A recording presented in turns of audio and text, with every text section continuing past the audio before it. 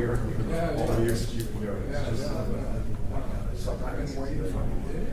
It's a kind of an inverse, that part of the structure, you have to kind of look at it in the inverse.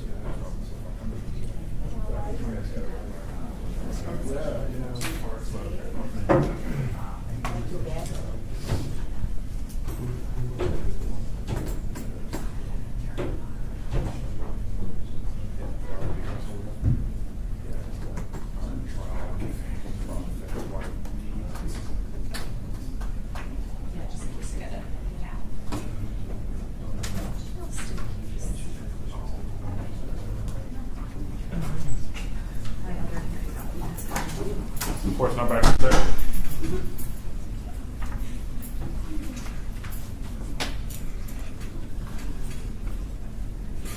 Okay, very good. Everyone have a seat.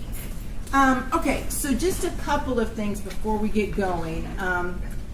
I was alerted that there had been photographs taken when we were over jury selection day, pictures of Miss Andrews, her team, and also me, which were then transmitted via the jail internet system to Miss Andrews.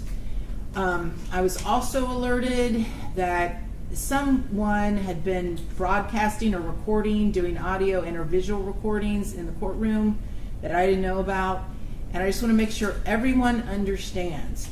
No one is allowed to take photographs or audio recordings in court unless they get permission from me, pursuant to the rules of judicial administration, which I'm going to read right now.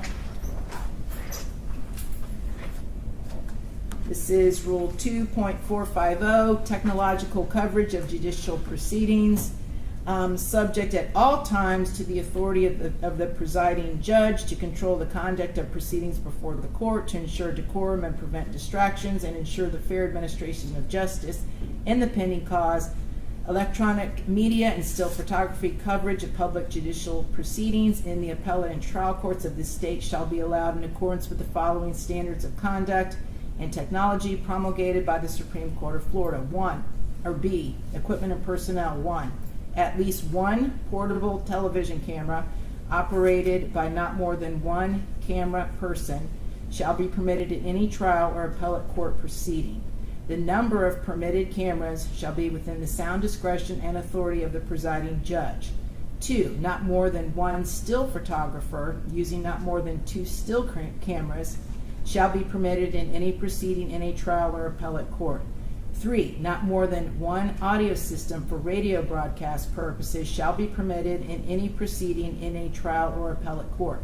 All that's permitted in my courtroom is the one sanctioned television camera from the media to broadcast, to record video and audio, and only photographers that are have already gotten permission ahead of time to take pictures of me or the proceedings. So I'm just letting everyone know this happened. If it happens again, I'm going to start holding people in contempt of court. Okay? I just want to make sure everyone understands there's to be no unsanctioned audio or video recordings of these proceedings, no matter what courtroom I'm in. Okay, so with that, we are ready to proceed forward with the defendant's motion. And I did review the transcript from the pretrial detention hearing in front of Judge Sabella, so I am familiar with it. And so, Mr. McLymont, this is your motion, so off you go.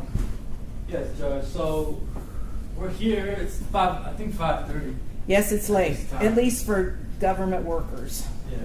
So I lost a co-counsel in this time period. Okay. I did talk to the state. I don't know if the court is available to do this tomorrow morning, but also when the hearing was set for 10 a.m., I did subpoena Detective Juan Ramos, who's the lead detective, to testify. I don't see him here today. I don't know that he's present. Judge, I didn't realize defense had subpoenaed him. Detective Ramos sent me a message asking if I needed him, and I told him that I did not. I wasn't aware, so I apologize if he was referring to your subpoena. Yeah, so if we could get him here, and if we could do it tomorrow, I'd appreciate that. Okay, I don't know. Judge, I don't know if you received our response to the defendant's motion. Yes. Okay, I just wanted to make sure. Yes, I did receive it. So, so the answer is, I don't know the deputy's schedule. I have no idea what his availability would be. And I'm not available until probably 3 o'clock at the earliest. That's it.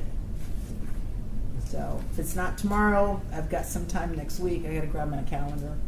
Judge, I do have a follow-up medical, but it may be done by then. I just don't, let me look at what time it is. Because I told him I could do it in the morning, but I'm supposed to, if I can just look at my calendar for just a second.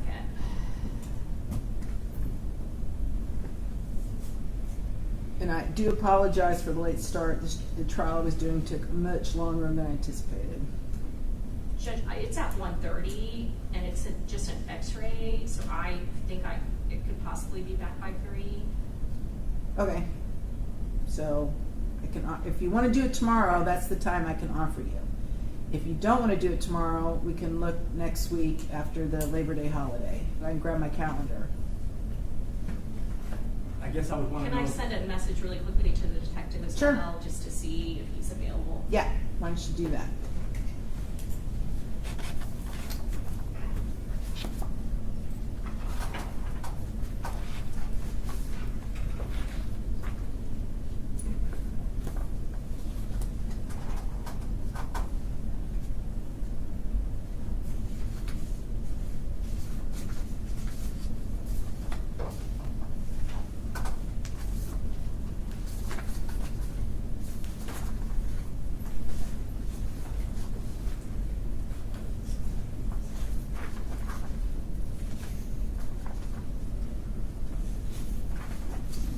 The detective says that he would be available tomorrow after 3. Okay. So that, I guess that would work for us as well. Okay. All right. Very good. Then we will reconvene at 3 o'clock tomorrow. Okay. Thank you. All right,